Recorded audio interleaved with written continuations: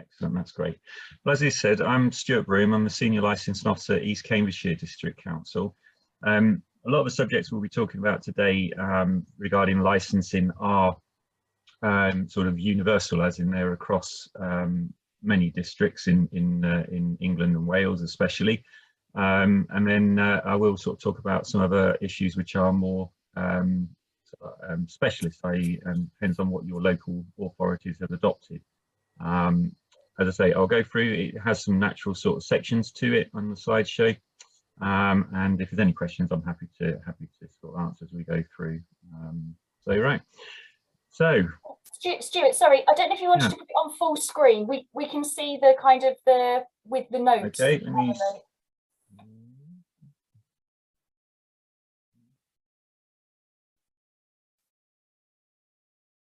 Is that any better? Lovely, thank you. Yeah, that's all right. Oh, modern technology, honestly. Right, you'd think I'd know how to do this after 2 years of running these things. Right, okay. So types of licensing covered by local authorities. We have taxi and private hire licensing. It's probably the bulk of what most authorities have to deal with. Certainly in our district, it's about probably 45% of our time is spent dealing with licensing taxi vehicles and drivers and operators. Then in the hierarchy, we now go down to alcohol, entertainment and late night refreshment licensing. That's going to be what we talk about a lot today, obviously, because it's relevant to village halls, community centres, etc. And we also deal with animal welfare licensing, and that's sort of things like dog breeding, animal boarding, pet shops, exhibiting animals and training animals for exhibition and zoos, all that sort of stuff. Then we have gambling and lottery licensing. Again, we'll talk about that a bit more in depth because that's relevant to you guys in what you do. We have charity collection licensing. So that's house to house and street collections for charitable purposes. Again, we'll touch on that a little bit more as we go through. Street trading consent. That's one of the permissions or consents that's required that does differ from authority to authority, and we'll go through that in more depth as well. Scrap metal dealer licensing. So yeah, those who go around collecting old washing machines, etc., need to be covered and licensed. Sex establishment licensing, lap dancing venues, sex shops, sex cinemas, things like that. Again, you know, some authorities just never really deal with that at all, and then others have, you know, obviously places like in Westminster, they do have that sort of thing happening a lot. And skin piercing. Now, again, skin piercing and sort of body cosmetic stuff. It's essentially that can be ear piercing, but it can be other sort of body modification and tattooing, etc. Now, licensing at East Cambridgeshire District Council doesn't deal with that, but it depends on your local authority. Sometimes you'll be dealing with the licensing authority, sometimes you'll be dealing with environmental services for those. So that's the sort of licenses that we cover. But generally speaking, the purpose of licensing is to protect members of the public. Generally, they all carry a risk of harm. It can be personal harm, safety issues, addiction, such as gambling addiction, obviously.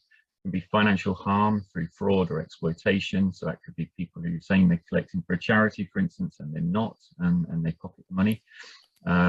Some cases, you know, it can be quite a substantial amount of money to be sitting outside a train station, for instance.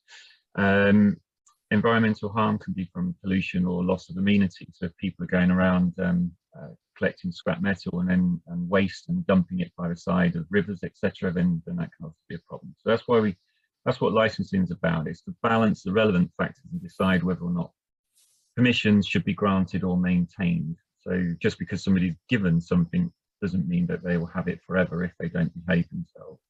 It's the general gist of what licensing is about and what we do. So the first subject we'll talk about is the Licensing Act 2003. Came into effect in 2005, and honestly, from my point of view, it's hard to believe that I was around dealing with it when it first came out, and now here we are almost 20 years down the line. And it's pretty much had changes made to it every single year since it was since it came into being. They've constantly tweaked it and tried to make it fit for purpose. From a licensable activities point of view, the legislation covers the sale and supply of alcohol for consumption on and off the premises. Late night refreshment, which is the supply of hot food and drink between the hours of 11 p.m. and 5 a.m. And regulated entertainment, which includes things like plays, films, music and dancing, so live music, recorded music, indoor sporting events, boxing and wrestling, that sort of thing. If you're going to be doing any of those, then you will be involved with the licensing authority in your local areas.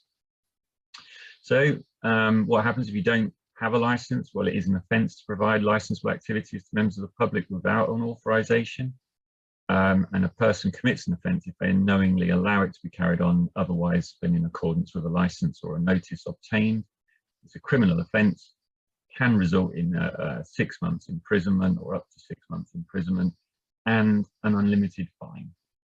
It used to be a £20,000 fine, and then they changed it to an unlimited one. So it is, it is quite serious. I don't think you're likely to get 6 months imprisonment if you go beyond your hours on one occasion, but they are the maximums that can be handed down. So sale and supply of alcohol. It's sale by retail, not wholesale. So if you sort of selling to people in the trade, then you don't need to be licensed. But if you're selling by retail or supplying to members and guests of members, anything over 0.5% ABV, regardless of its state, and I mean by that, whether it's liquid, whether it's vapor or solid, then you would need to be licensed. The offence is created at the point of sale because consumption of alcohol is not a licensable activity. It's only, let's say, the supply and the sale of it that is. There are exemptions, sale of alcohol, which is forming part of a perfume or medicinal products, amongst others, and they're contained in the legislation. So there are some exemptions. Right. Provision of late night refreshment. So this is the supply of hot food and hot drink to members of the public between the hours 11 and 5, on or from any premises, whether the consumption takes place on or off those premises. So the obvious things are sort of kebab shops, that you go to after going to a pub on an evening, for instance. But more and more, you'll see the likes of some of the national chains like KFC, McDonald's, etc., who are serving their food beyond 11 o'clock, and they will need to have late night refreshment licensing to do that. There are exemptions, as with alcohol, and they can be things like supplies from premises that are in an area where the council has defined that late night refreshment licensing is not required, but that's not very common, as it says on the slide, because it does require adoption and evidence to suggest there won't be any harm created by the adoption. And supply to employees or guests staying overnight in a hotel, that's also exempt. The provision of regulated entertainment, we've got the list there. Performance of a play, exhibition of a film, indoor sporting event, boxing, wrestling, entertainment, performance of live music, any playing of recorded music, performance of dance, and entertainment of a similar description to live music, recorded music and dancing. So they would be classed as regulated entertainment, but as with alcohol and late night refreshment, there are exemptions and also a degree of deregulation that's occurred since 2015. The deregulation aspect of things is that between 8 AM and 11 PM, there are these lots of conditions that essentially trying to make it as simple as possible on this slide in saying that, so plays or performance of dance or amplified live and recorded music with a capacity of less than 500 people. If it's an indoor sporting event, it can have a capacity less than 1,000. If it's unamplified, there's no capacity limit, but it has to occur between 8 and 11. Now, if that's happening, it's deemed to be deregulated. There's also a workplace exemption for live amplified music, but that's only live music, not recorded music.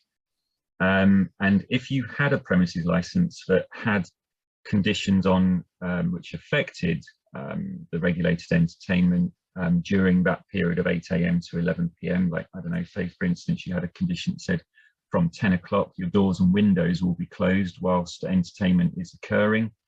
Then that existing condition would not be enforceable by a local authority until 11 o'clock. It just simply wouldn't have any enforceability at all. Now, again, there are powers as such, which it says at the bottom of that slide, saying unless the license is reviewed and the deregulation aspect is removed. So if you were unfortunate enough to have your license reviewed because people were complaining that you weren't managing the site well and there was noise outbreak from this entertainment occurring, then the local authority via the review channel can reactivate conditions that are already there to be effective before 11 o'clock, and they can add additional conditions if they seem fit to do so, and actually, override the deregulation rules. So it's pretty rare. I don't think there's many community centres and village halls that actually create such a nuisance that they would be subject to a review, but it is a potential for it to be done. And this table, I can provide this to Lisa to supply on after as a standalone document, but it's quite useful because it kind of really just explains that previous slide in far more detail about where you can do things and whether you need permissions to do it or not. So I'd say if that's of use, then let Lisa know, and I'll make sure she gets a copy of that. Okay, the types of authorization under the Licensing Act. You'll have premises licenses. These are generally held by, as it says, pubs, hotels, restaurants, nightclubs. They're granted for in perpetuity, so there's no end date to them, unless specified. Because if you were applying for a festival license and you only wanted it to be valid for 4 days, for instance, then you can specify. But if no date is specified, then they will run forever. Now, you set out what you want to do on it, your proposal, it's in the operating schedule. You propose potentially conditions that you feel will address the licensing objectives, which we'll come on to. And then there are mandatory conditions, and as it says there, they can be also offered or imposed. Imposed just means that when the application goes through its process, there's a 28-day consultation period. If you get objections to the granting of a new premises license or to the proposed variation to your license, then you could end up in a committee hearing at the local council, where you will get your chance to defend your application, and the objectors will have their chance to obviously put across their objection, and then elected members will make a decision, and they have various powers when they make that decision, and one of them is to impose additional conditions that they feel will be appropriate to upholding the objectives. Okay, so that's kind of how they happen. We can, as an authority, again via a review channel, suspend and revoke licenses. And there is a thing which, again, just to be mindful of, is that premises licenses will, by and large, have an annual maintenance fee payable. And if it's not paid, then after a grace period, which is 21 days from the due date, unless there are any administrative issues which are raised to suggest why the fee hasn't been paid, the license will automatically suspend. You'll be given notice, but effectively it will suspend until the payment is made. So it's quite an important one, because I don't think anyone, again, sort of refuses to pay purposely in village halls and community centres, but they are notorious for having changes of ownership and changes of members of committees, etc. And some people don't realise who is still responsible, and it gets overlooked, and then it can be overlooked, and then it can be suspended, and then you can find yourself having entertainment or selling alcohol that is not actually authorised, which obviously then comes down to being an offence again. So that's, it's a very, very subtle one, but it's worth noting. So again, these applications have plans that you have to submit. Any change of layouts to those plans which affect the plans regulations, which is a sub-document to the Licensing Act, will require either a minor variation or a full variation to the license. And again, it's the same process for a main variation, 28-day consultation, goes through, potentially get objections, end up in a hearing, or on the 29th morning, if there are no objections, you'll get granted your license as you applied for it. The minor variation is a much cheaper route and a slightly quicker route in that it's a set fee of £89. There's a reduced consultation period, and it means that the whole process is generally done within 3 weeks. But it can only be used for, as it suggests, minor variations, but there are certain things that we cannot use that route for.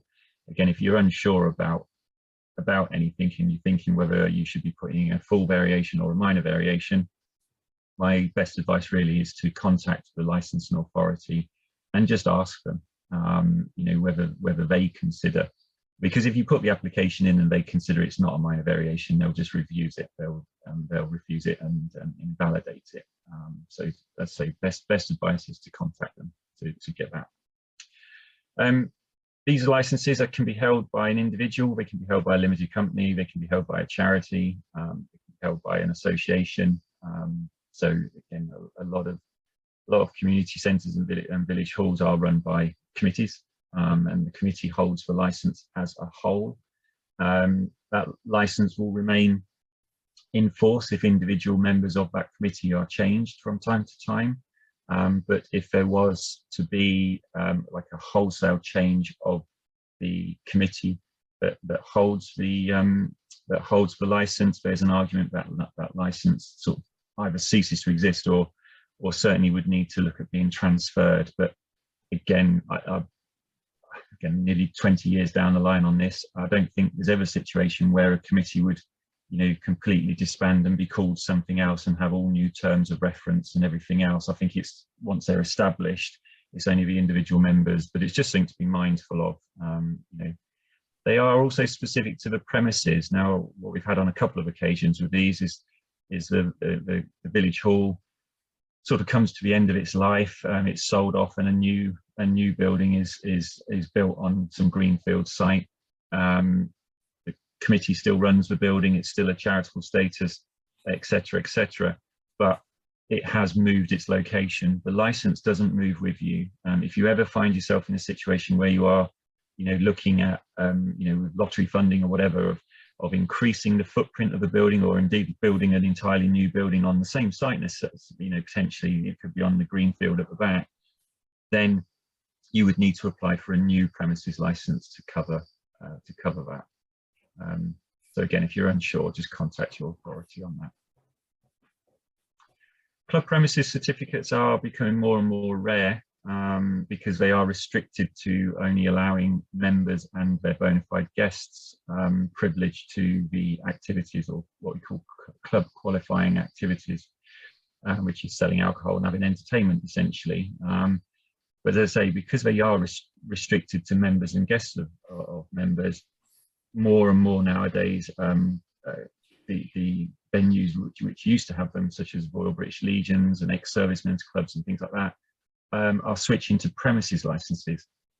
They're still running as clubs, they still run with their own sort of constitution and the club rules and all of that sort of stuff, but they've decided to go for a premises license because it allows a wider scope of people attending without having to purchase temporary event notices to override the club premise certificate. But they are there. They're very, very similar to premises licenses in the way that they're granted in perpetuity. They set out the activities and times that are permitted.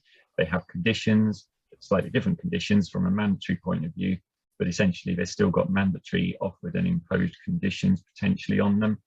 There's still an annual fee. They still require plans, but they would be applied for and held by the club as a whole. So it would be the, you know, a society that applies for it, not an individual.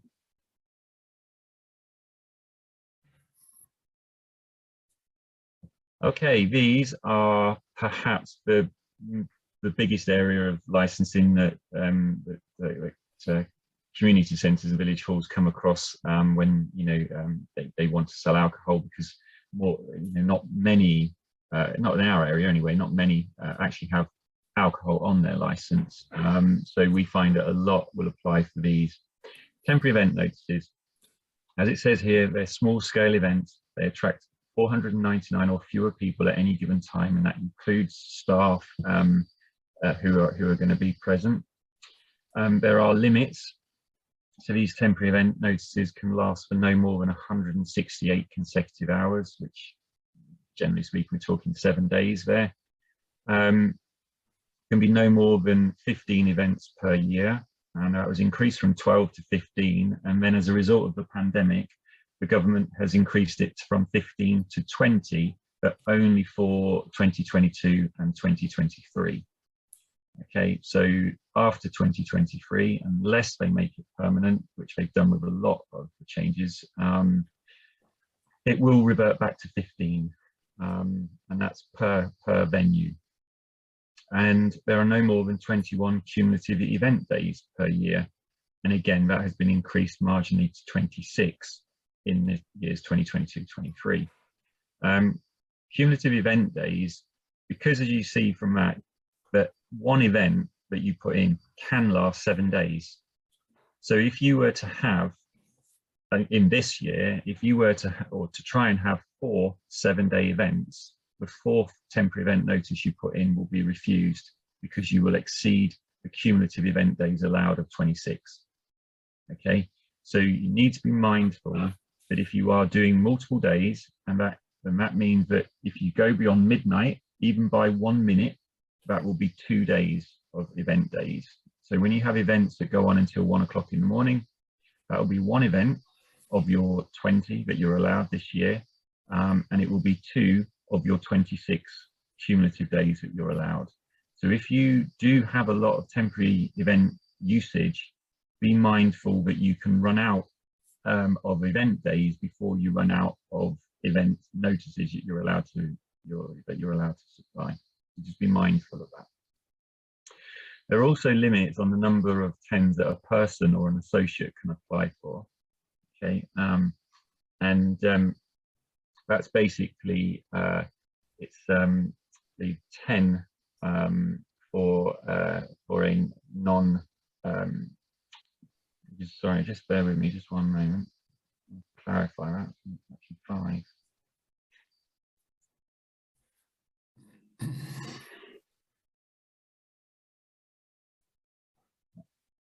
Sorry about that, it's my mistake, it's 5. So 5 normal 10s that you can apply for when you're not a personal license holder.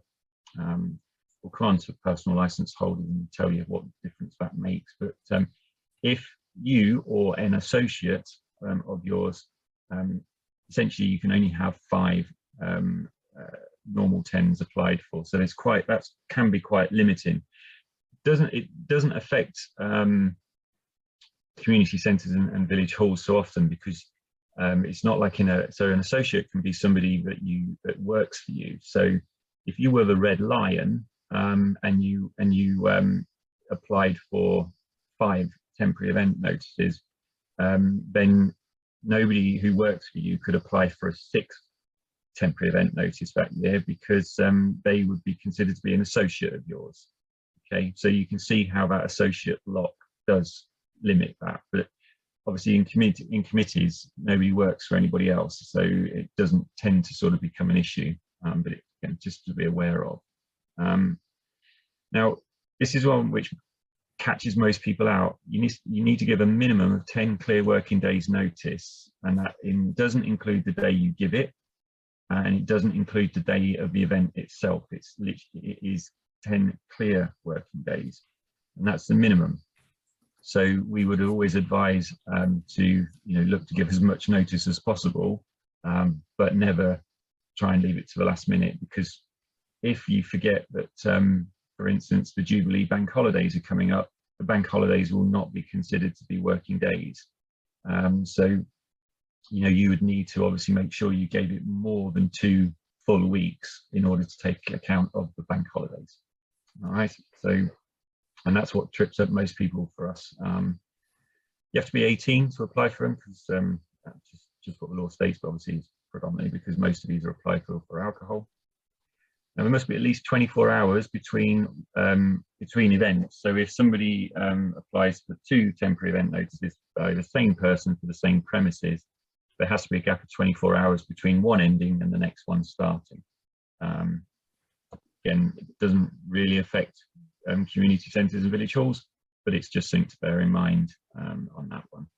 And these limits are purely just to stop people using temporary event notices to evade going for a full license, which goes through far more stringent checks, you know, to make sure the amenity area is not undermined. Could I just clarify something, Stuart?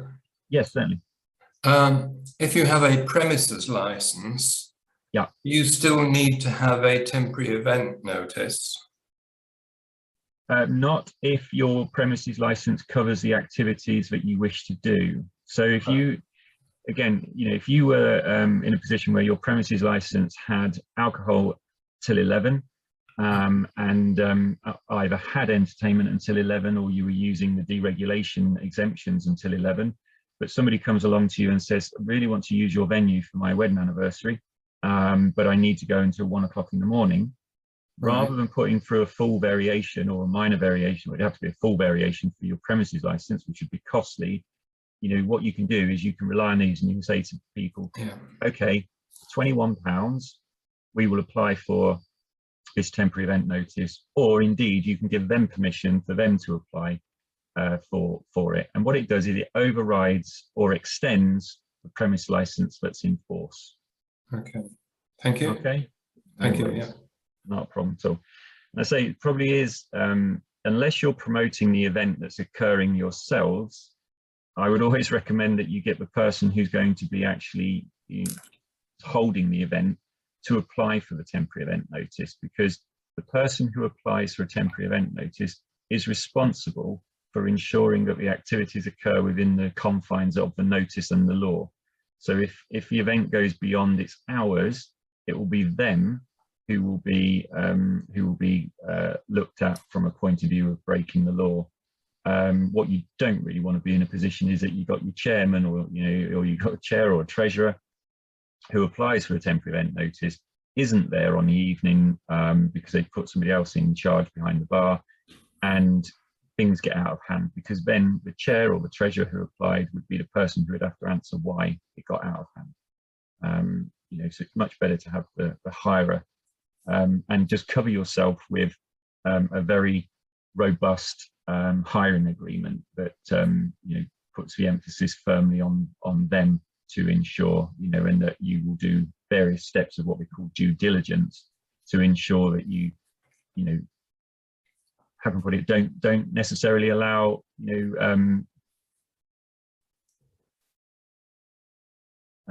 know, where there is a potential hire. And we're not saying you can't have them, but make sure that the agreements are all in place to ensure that it's run properly and well supervised. Now, it's a slight difference to a temporary event notice, and these are late temporary event notices. Excuse me 1 minute. And late temporary event notices, these are effectively the same rules as a normal temporary event notice regarding you know, what they can do, what they can cover, but you only need to give 5 working days notice for one of these, but you can only have 2 late 10s per annum, per calendar year, unless you're a personal license holder. Okay, so they're a bit more forgiving if you've got a last minute event, but you cannot hold as many of them reliant on these late 10s. And one of the main differences as well with these is, if you were to put in when you put in a temporary event notice, I would always again recommend you put it on via the council's online system, because then it becomes the council's responsibility to notify the responsible authorities. If you put them in via paper, then it becomes your responsibility to inform the responsible authorities, and obviously that takes more time. It costs more money for you guys because you've got to post it into 3 different places. So you do it online, and they come in, and essentially a normal 10, the police or environmental services can oppose them. If they oppose it, one of 2 things would potentially happen. one, you could agree new terms. So they may oppose it and say, not happy with this going until 3 o'clock in the morning. If you do it until 1 o'clock, then we'd be okay with that. Now, if you agree those terms, the temporary event notice can be amended in line with that change. That's one route. If you don't agree, then you do actually have a right to attend a hearing, and the council has hearings procedures that it has to go through. And very much like the premises license, you would get to say why you should be allowed to have the 10, and they will get to say why they believe you shouldn't, and councillors will make the decision. That will happen with a temporary event notice, but with late temporary event notices, there just simply isn't the time. And so the regulations have been worded that remove that potential. So if the police were to oppose it, it cannot be amended. There cannot be any negotiation. If they oppose it, it will be refused, and you will have no right to an appeal.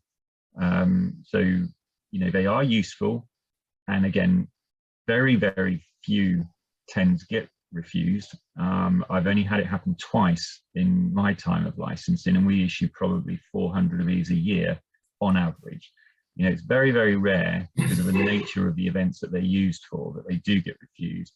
But if you were in a position to have a late 10 refused, then you will not be having the event. It's as simple as that. So just, you know, bear that in mind, really. Okay, so we talked about personal licenses already, but essentially these do nothing really on their own other than increase the number of 10s that you can apply for. So 5 normal 10s becomes 50 per calendar year, and 2 late 10s becomes 10. So having a personal license substantially increases the ability to apply for temporary event notices. It also allows you to become a designated premises supervisor on a premises license. And essentially a premises license has to have a designated premises supervisor on it in order for the alcohol to be validated. But unlike some people who felt that having a personal license enabled them to go to, say, a car boot sale and start selling alcohol on a car boot stall, it doesn't. A personal license will only authorize the individual to sell alcohol via a premises license, but it does, as I say, allow them to apply for more temporary event notices. So you will find a lot of people who run catering companies and go to festivals and things like that will have a personal license purely so they can apply for more 10s. But that's what they are.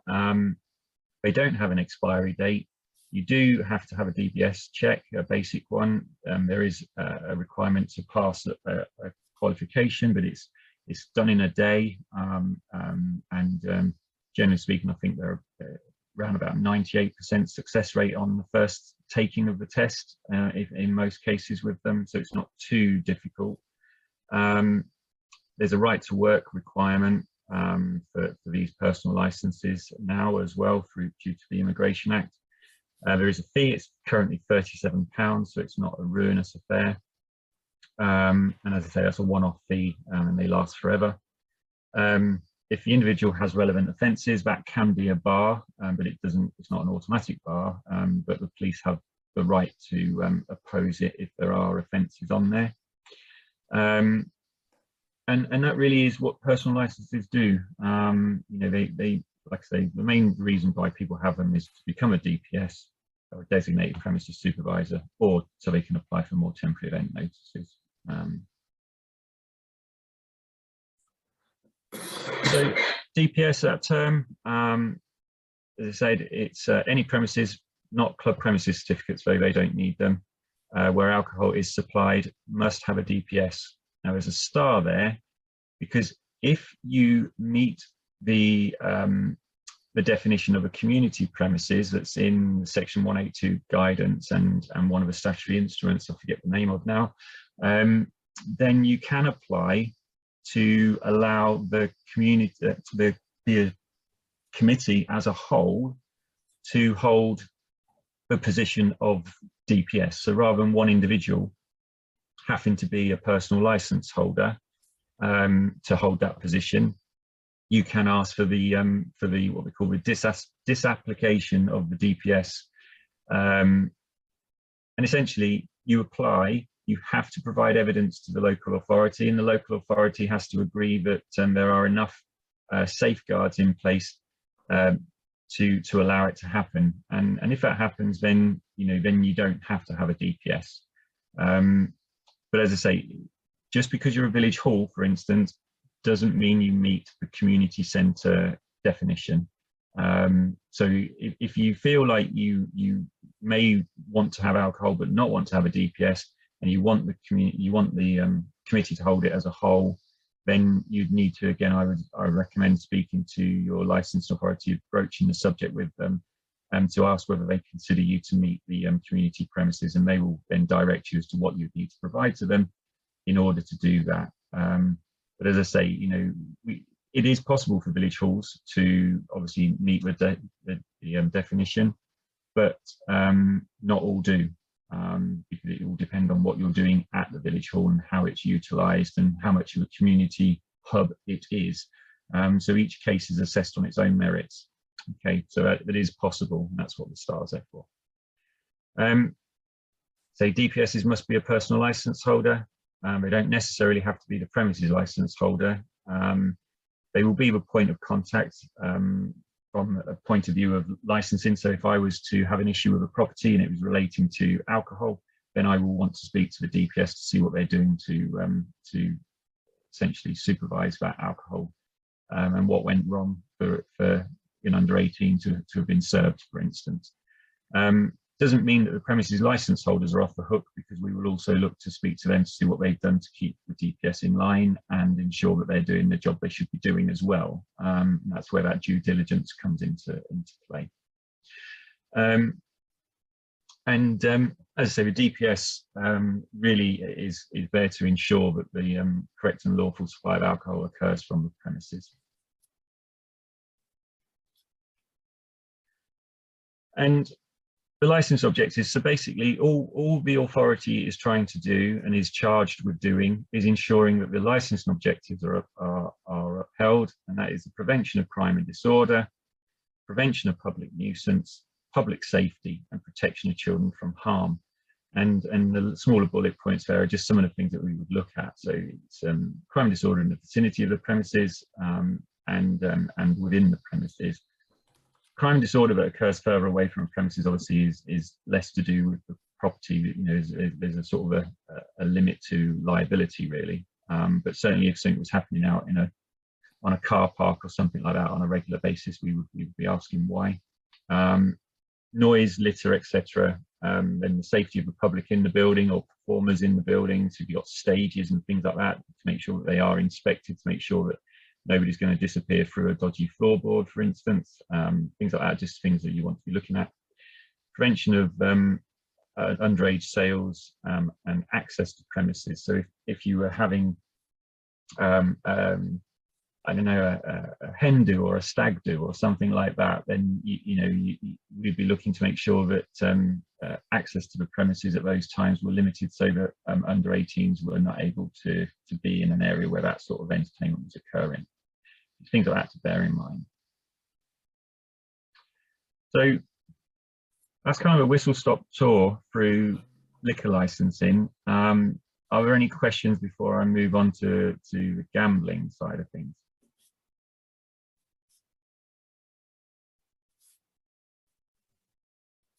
No? Okay, right.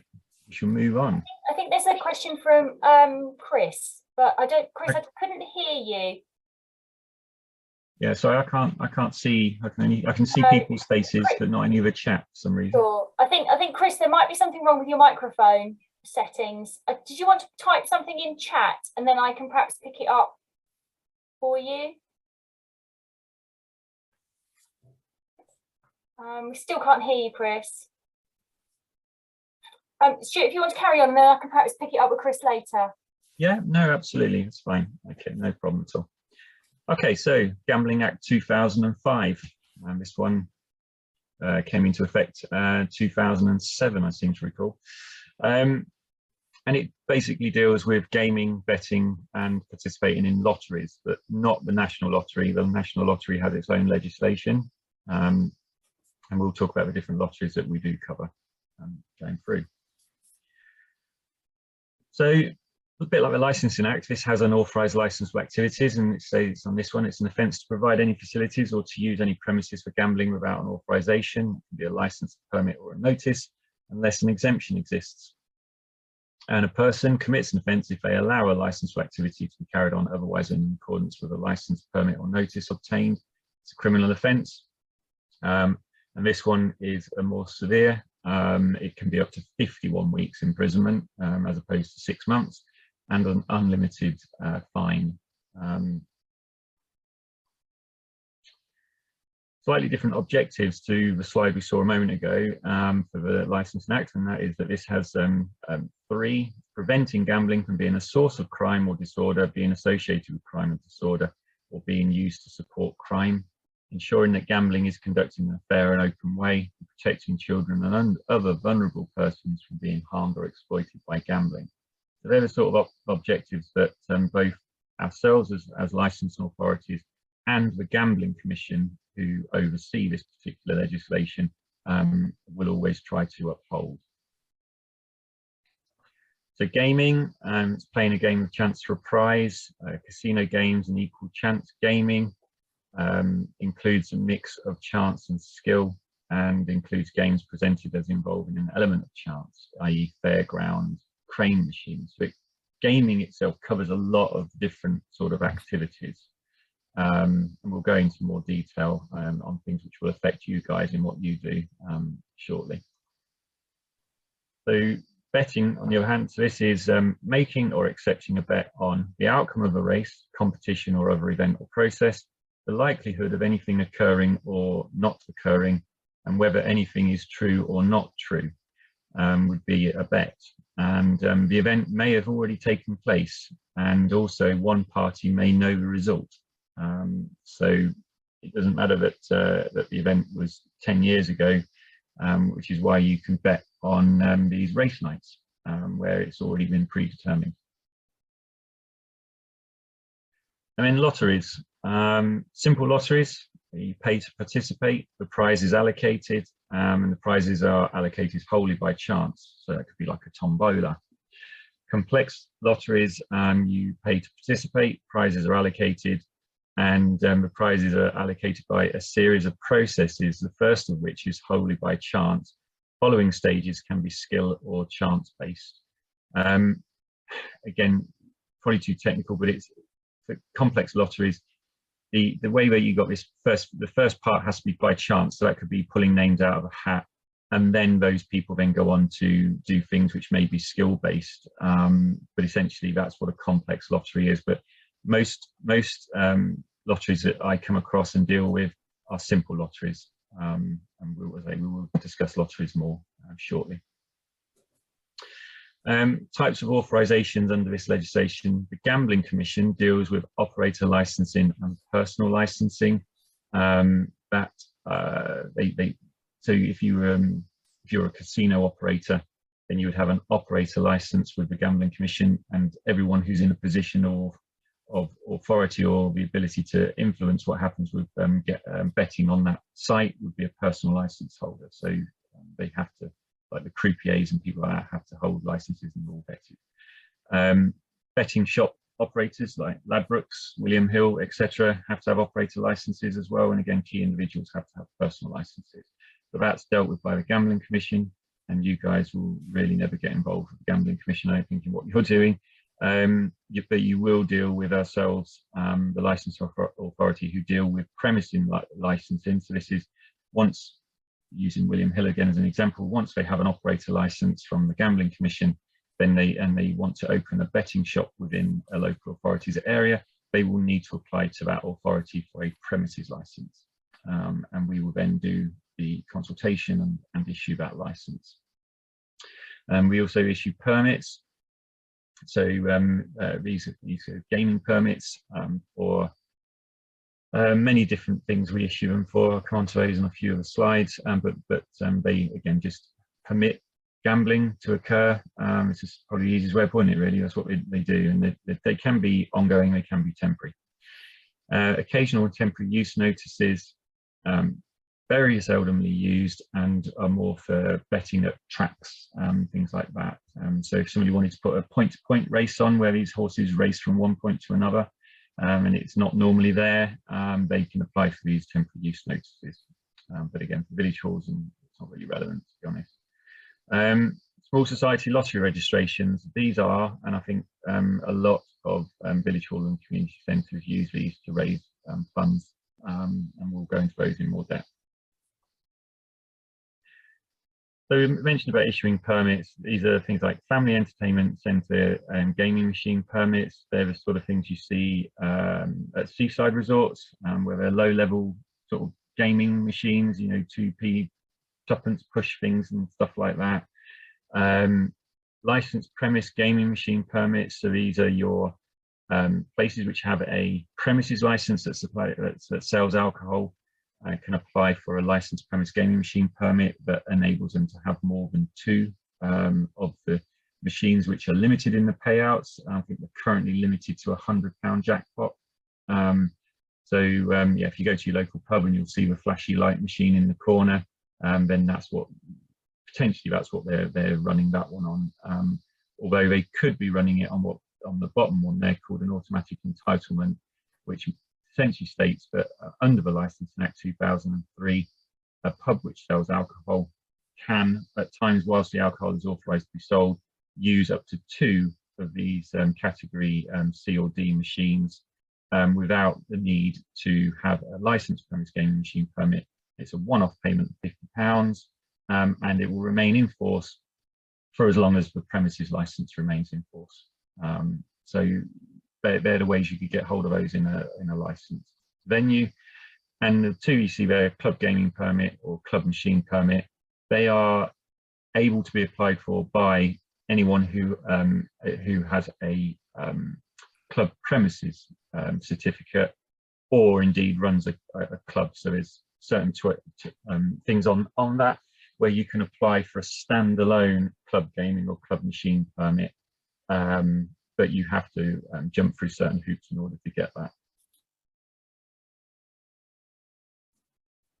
Types of notices, these temporary use notices. So you must hold an operator license, which is why they're not really relevant to you guys, but they are out there. And occasional use notices allow betting on a track, no more than 8 per calendar year. But as I say, you really are never going to get involved in that side of things.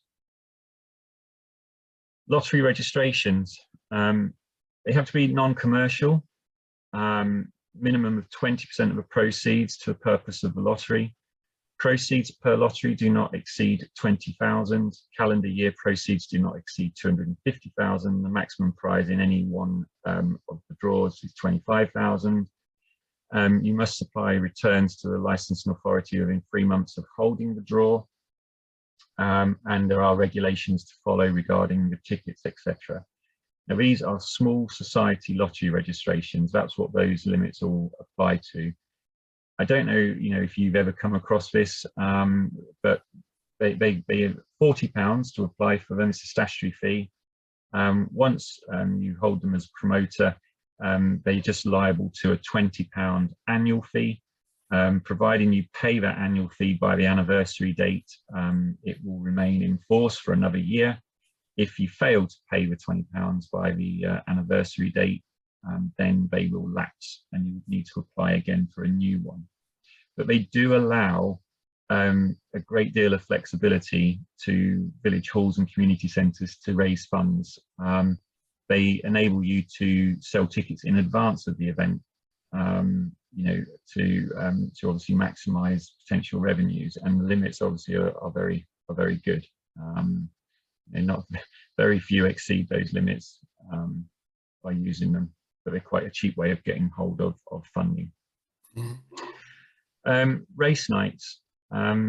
So these are, like I said a moment ago, sort of predetermined events that have already happened, but as you say, you go along and you have quite a good night and have a little bit of a gamble. So these can be run as non-commercial prize gaming. Essentially, the small bullet points are just saying sort of things you have to do. So it's like saying you can do this, but in order to do this, you must ensure you comply with these aspects. And the good cause that's being supported must be notified or made available to those who are going to be partaking. Prizes are advertised in advance. They're not determined by the number of participants or stakes, and there's no limits. Now, most people will do it as this one, which is non-commercial equal chance gaming, where the good cause is notified. Maximum of £8 per player per stake day. Maximum prize is 600, 900 if it's part of a series of events. But it can't be done remotely from the event taking place. So all that betting has to happen. So sometimes what it would be is you could say, right, that, you know, at this race night, there are 8 races. The maximum a person can stake per race is £1. And then obviously the maximum prizes would be 600, and you wouldn't necessarily have enough people there to go above 600. So you look at that, and it's a good way of making, again, sort of raising funds. And on the whole, the people who you would get in to run these race nights with all the setup and everything will know all about how to run the event in accordance with these exemptions. So, you know, but just be mindful of that they are there, and it's a way of generating funds. An incidental lottery, again, a good cause is identified. It's incidental to another event. Maximum of £500 can be deducted from proceeds for prizes. Maximum of 100 can be deducted for proceeds for expenses. And the tickets can only be sold during the event. No rollovers are allowed. Now, I think it was in 2018, they amended the rules on these to allow. It used to be that the result of the lottery had to be given on the day the event was happening, but it can now be done after the event. You can't sell tickets before the event, but the result of the draw can happen after. So if you had a environmentally friendly balloon release, for instance, on a day of an event that's happening, it might be 3 months down the line when one of the balloons is found, for instance, you know, being the furthest away, and then that would be the point where the draw would be made. So it is possible to find the results out after the event, and it's also possible to have these sort of non-commercial lotteries, these incidental lotteries, should I say, at events which are commercially minded, providing that the proceeds of the lottery part of the event, they only go to non-private gain. So there's a few changes, but essentially doesn't massively affect you guys in what you're doing, other than, I say, you know, you can have events now where the draw for it takes place after the event where the tickets are sold. Casino nights and bingo, they can be run as non-commercial prize gaming, the same as the race nights. They can also be run as non-commercial equal chance gaming, which is, again, the route which most people take because it's the most flexible. And poker can be run as non-commercial equal chance gaming as well. So, you know, that can be done. Now, there are other sort of ways that things can be done regarding poker, but there are still going to be limits. And again, what I would suggest on that, because it's quite a complex area, that if you were looking to allow poker to happen, just bear in mind it cannot be the only thing that's happening. You know, you have to do it in a certain way. You have to comply with certain stakes per day, etc., and per week. As I say, most people will do it as part of something else which is occurring, and they will run it as this non-commercial equal chance gaming because it's the easiest way to do it. If you're thinking of doing anything different to that, then speak to your licensing authority is the best advice I can really give you, because it does change, and it's just best to get it from the horse's mouth at that time as to what they're happy with. Small society lottery, so we sort of touched on this already, has to be not for private gain. There are these limits of 20,000 and 250,000, 20% proceeds to the cause. Needs to be sold to people 16 plus, but rollovers are permitted, and tickets must contain prescribed information. Most council websites will tell you what our prescribed information is, but it's along the promoter's name and address for the promoter. The tickets all have to be the same price, and we would also recommend that you put on there obviously the dates of the draw, which need to be there, but also perhaps a sort of an overview of what the prizes will be, or how the prizes are going to be allocated, just so that everybody who buys a ticket knows exactly what they're entering into by buying that ticket, and when it will be drawn, and when they can find out, and how they can find out if they've won or not. So again, most council websites will have that information on, and if you're in any doubt, contact the licensing authority and they will tell you. Stuart, just quickly, Yeah. we've got a question from Chris, because Chris's microphone wasn't working. He said, regarding the Hall fundraising quiz night event, entry would be by ticket, which is provided at the event. Would a snack and a glass of wine, is it correct that no license is required for this? Hopefully that makes sense. So they're running a quiz night. It's a ticketed event, and if they provide a snack and a glass of wine, no license is required. No, that's incorrect. Okay. So basically, as soon as you put any bar between an individual and the alcohol, whether that is a requirement to make a donation, or the requirement to pay a ticket to attend the event or to enter into the event, as soon as that happens, then it becomes a supply of alcohol.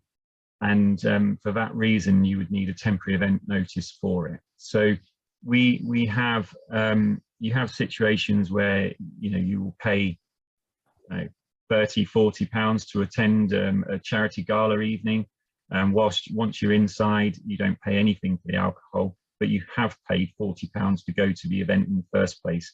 And that means there is a bar between, a block essentially between you as Joe Public walking down the street and the alcohol that is supposedly being given free of charge. It isn't being given free of charge because it's included, in that sort of £40 fee.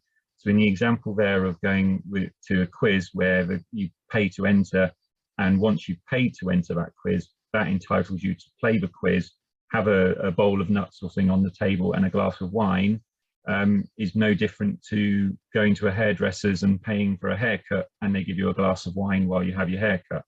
You're having to do something in order to access the alcohol, and that means that the alcohol is no longer outside of the licensable activity scope, and you would need to another way of putting it is it classes like an inferred sale, so you would need to have a temporary event notice to cover that legally and make that authorized, and without it, it wouldn't be. Does that make sense? Does that answer that? I know it's probably not the answer people want, because I know it seems excessive, and I know that it's potentially not something that the £21 doesn't seem a great deal of money, but if you're only perhaps generating 100, to pay 21 seems a lot, but legally speaking, that's the answer. I'm afraid it does require a temporary event notice to include alcohol in with the purchase of something else, because there is that bar between you and them. Lovely, thanks, Stuart. Can I ask just one? Chris did post another question. If we can pick that up quickly now. He said, because it kind of relates, he said the fee in, you mentioned a TENS fee was £21. Does it vary district from district? Because I think he said that South Cam is charging 27. So presumably these are local decisions, are they, about the cost of the TENS? No, temporary event notices are a statutory figure. They should be £21. It's in the whole of England and Wales. They are a statutory licensing fee. I am not aware that fee has gone up to 27. So no, I don't know whether they're doing that for something else. But no, I would Okay. query As long as we know that. it's a statutory fee, that's fab. So £21 yeah. statutory fee. Yeah, exactly. Okay. Yeah. And Chris also asked, what is the one-time fee for a premises license that is held? You talked about the committee license, and what would the fee be if it was a committee license, if that was allowed?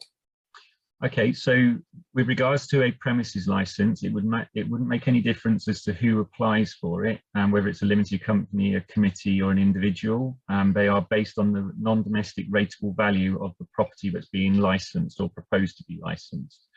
So it's not the amount you're paying on your business rates that determines it, but if you go to like the VOA website, the Valuation Office website, to find out what your non-domestic rateable value is, then you will be able to find out what band you're in for your application fee for a premises license. Now, there are exemptions as well. If you're not having alcohol on the license, you may well fall into one of the fee exempt categories, in which case it will be free.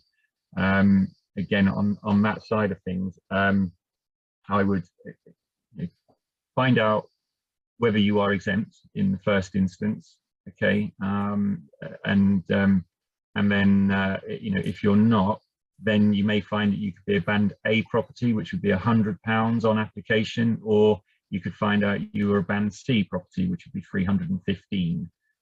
It does go band D and E, but I can't see any village halls being in those. I think you're likely to always be either £100 or £190 for the application to obtain a premises license. The biggest issue in obtaining a premises license from a cost point of view is that you are required to place a notice in a local publication, and if you speak to a local newspaper like in our area, it'd be the Ely Standard, you could be looking at £350 to £400 to place that public notice. Some authorities will allow the public notice that needs to be published to be placed in like a community magazine, or one of these sort of like the village newspaper sort of situations, providing it falls within the relevant period, which is 10 working days within the date of you submitting your application, and also goes to enough properties in order to be considered to be a publication. But far more authorities would make you place it in a newspaper like like a Herald or the Ely Standard, for example.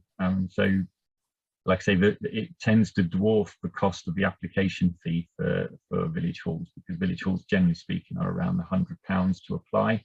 Then they've got to pay £350 plus to advertise it. And it's only on one occasion, and it's only in the first 10 working days, but it is a substantial cost. Once you've got it, then obviously, like I say, you don't have to pay it ever again, and it's enforced forevermore. But it is subject then to the annual fee, which is, if you were £100 on application, band A, you'll be paying 70 on your maintenance fee moving forwards. If you were band B, you'd be paying 190 on application and 180 in future years, currently at what the on the fixed statutory fees that are charged by the fees regs. Is that, thank you.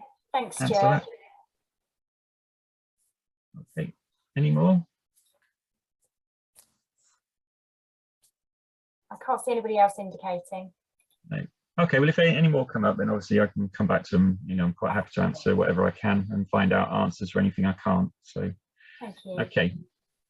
100 and 200 clubs. Again, these seem to be sort of popular, certainly in like Royal British Legion type venues. So probably in village halls and maybe as well social clubs. They have to be non-commercial, can be run as private society lotteries without any permission being required, but they must comply with regulations. Promoted by authorised members of the society, i.e. a club committee, and tickets are only sold to members or persons present on the society's premises, and there's no rollovers. So, with private society lotteries, they are a way of running these 100 and 200 clubs. but majority, to give more flexibility, will run them via the small society lottery route, because you can have rollovers, predominantly because these 100 and 200 clubs tend to roll over. It is possible to run these private society lotteries, but like I said, I think I would always say, for the sake of £40 on application and an ongoing £20, the small society lottery registration gives such a great deal of flexibility to small venues doing non-commercial fundraising, that they are, to be honest, one of the better ways of doing things. Okay.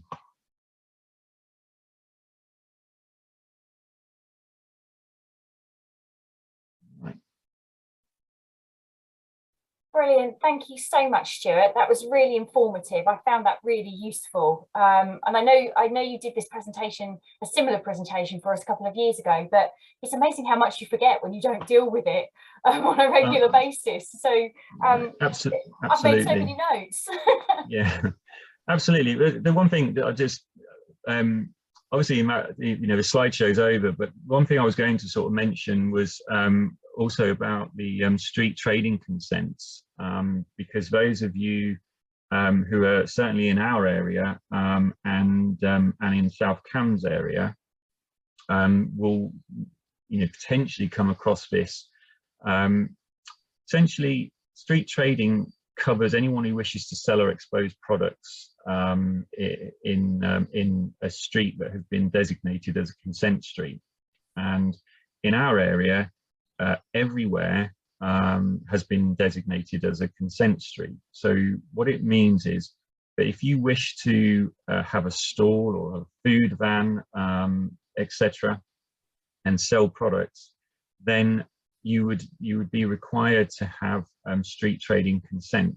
And strangely, this can actually cover that activity on private land, or quasi sort of private. So if you have a situation where you've got a car park and you allow a food van, for instance, to come and park up on it, then that would be considered to be street trading in our area, and it would also be considered street trading, I believe, in South Cambs, because they've adopted the same sort of consent street statuses as we have.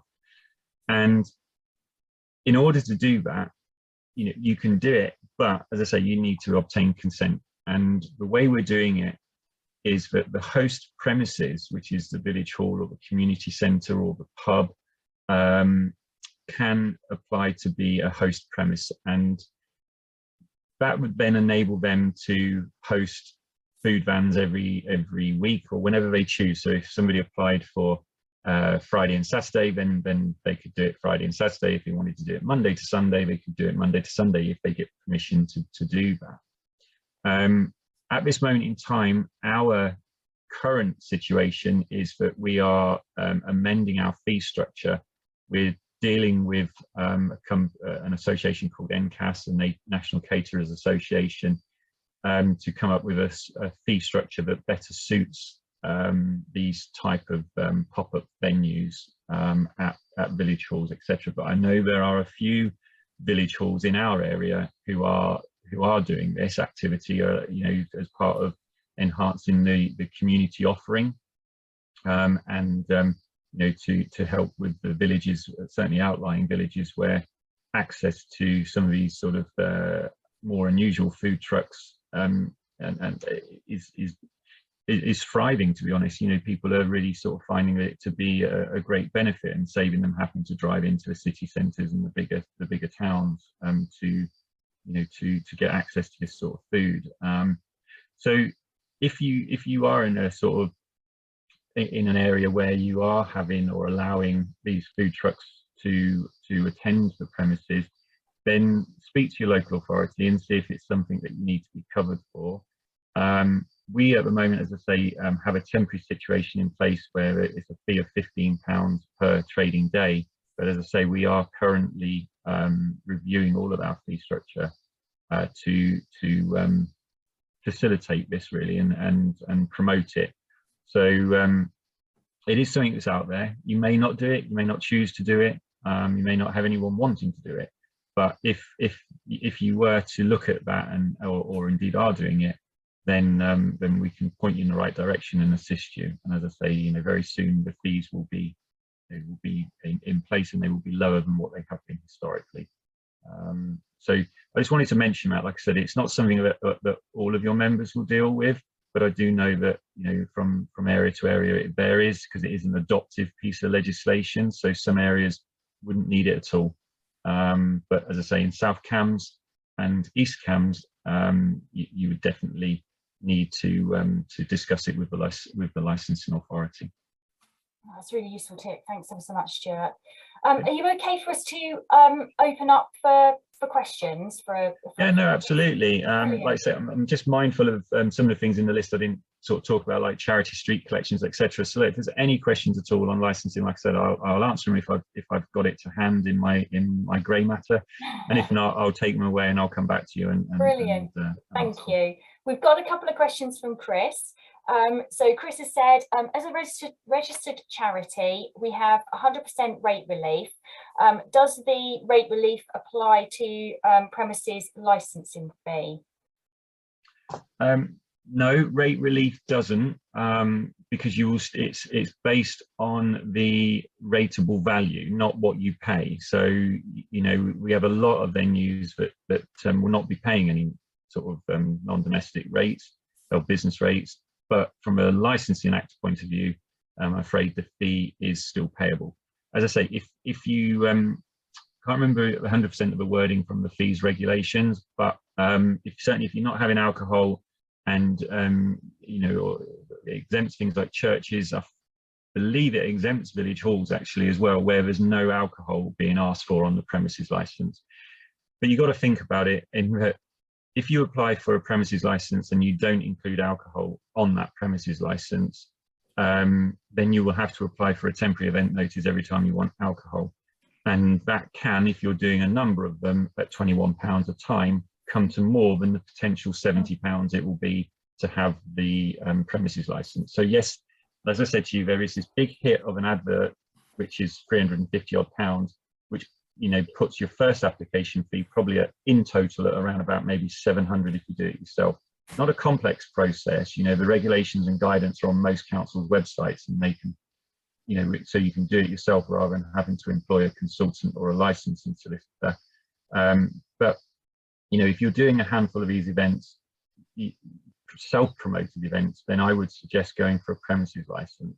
But no, I'm afraid that the rate relief doesn't exempt you from the fee in itself.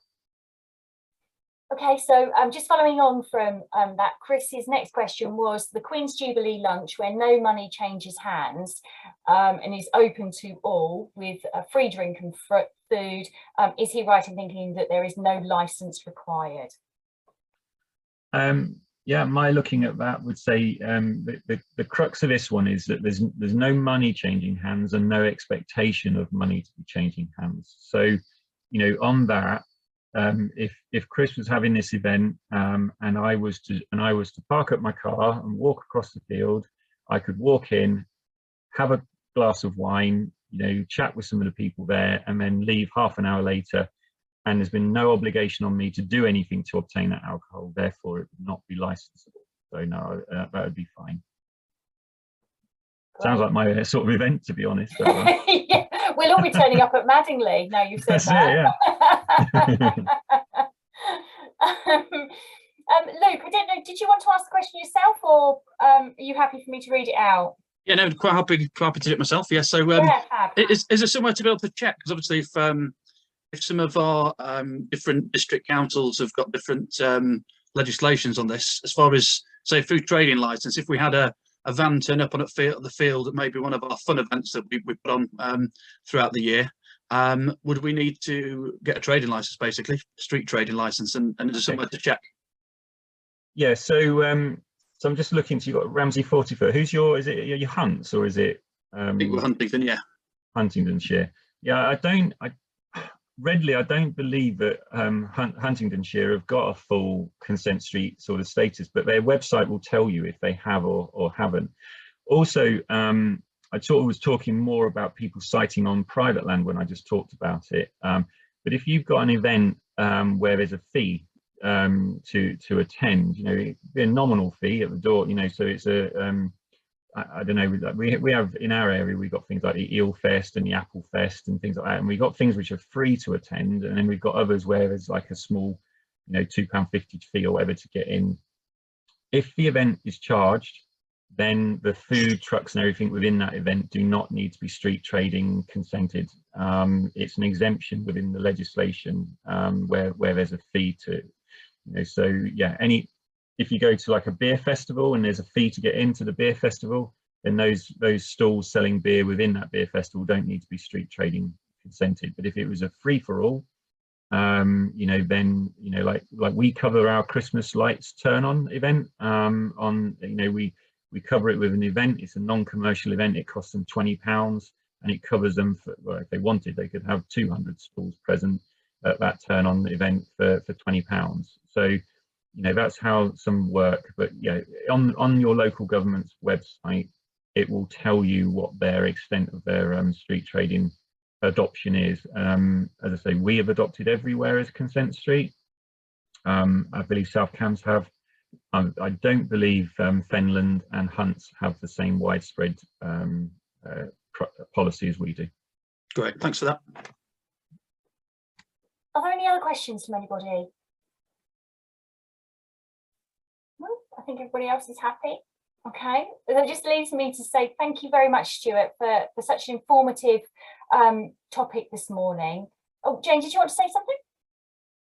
Can't quite hear you, Jane. Off. Can you hear me now? Can hear you now. Yep. Is it possible to have a copy of the presentation? Yeah, I don't see why not. There's nothing in there of any secrets in there. It's not a problem at all. I can get back to Jane, to Lisa. No problem at all, Jane. Thank you. It just means you can look at, you know, bits and pieces perhaps later on, and then yeah, no, give you a reminder. Yeah. Lovely, thank you. Great, thank you. So that just leave. Oh, hold on, Chris has come in with another question. Hire of the hall is with a fee. The hirer gives food and drink. Is this licensable? Okay, so no, there used to be that providing the facilities for dancing or the facilities for making music used to be licensable. They were removed from the Licensing Act. I think that was about 2012 now, if I remember rightly, but it was a long time ago. So it used to be that if you were hiring a hall out, you were deemed to be hiring facilities for making music, excuse me, and dancing, because you there was inevitably an area for dancing. So, you know, it would have been something that was needed. Nowadays, that's not the case. So if your only involvement is hiring out the hall for a fee, then the licensing obligation falls down to the person who is the hirer. In order, you know, so if their event, if they give away food and drink, and they say they're giving it away, then that's fine, because they're essentially doing it at their own expense, and it's kind of seen as being nothing more than an extension of a domestic house. You know, it's like saying, well, we haven't got a big enough house, so we're going to hire a hall and we're going to have our birthday party there, and we're going to have our friends and family around, and we're going to give them food and drink. We're not going to expect anything for it. We're not going to make any profit or do it for the view to profit. So that would be fine. But as I say, if the hirer decides to have an event where they will charge a ticket price, and they do, then that's where the licensing side of things comes into play. Chris, is that all your questions? Good. Okay, so that just leaves me to thank everybody for coming along today, and Stuart for a fantastic presentation. It's been really, really interesting, actually. And as I said earlier, I've made loads of notes. There's tons of stuff that you forget, isn't there? It's unless you're doing the job every day. I think for us, you know, in this job, when you're doing it every day, there is so much, you know, we deal with so much legislation, and we, you know, since the pandemic, we've had so much more come our way. We now deal with pavement licensing for people who want to have seating outside of their cafe, for instance. That used to be a county function. There's now a fast track route to doing it via the district councils. There have been changes to allow off sales from venues which only had on sales, which is a temporary extension that's been again extended temporarily until 2023 to allow people such as Indian restaurant, for instance, if they've got an on license, could allow off sales to occur so people can take their food away with their alcohol.